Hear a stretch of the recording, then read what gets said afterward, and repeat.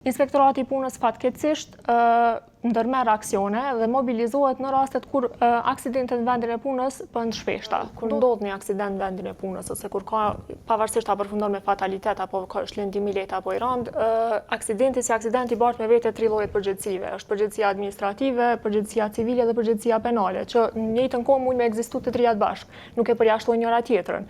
Domethënë aty vjen pyetje edhe reagimi i inspektoratit punës, që shpesh herë vjen vetëm si reagim pasi që ka ndodhur aksidenti, ku e lëshon një vendim me gjobë.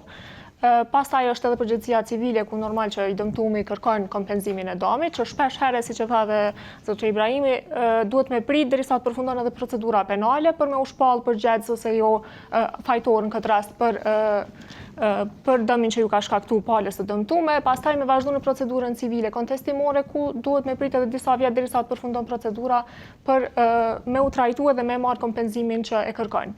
Në këto raste, mendoj që problematika kryesore është që na nuk është ndërtuar me një praktikë preventive e aksidenteve. Inspektorati i punës fatkeqësisht ndërmerr aksione dhe mobilizohet në rastet kur aksidentet në vendin e punës bëhen të shpeshta. Ndodhin 2-3 raste me fatalitet, atëherë shohim një aksion të inspektoratit të punës që del edhe inspekton.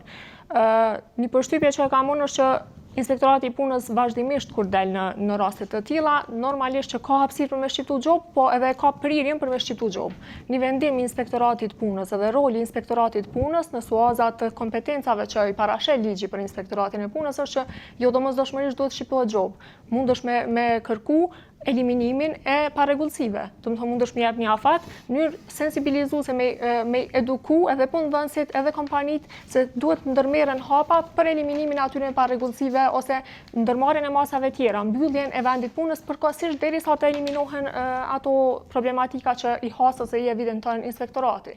Pastaj në rast se nuk përmirësohet, atëherë mundet me u shqiptu edhe gjoba siç edhe parashet legjislacioni. Mirëpo jo çdo herë të na ndodh që shkojnë vazhdimisht vetëm kur ka një aksident ose kur ndodh dëmi.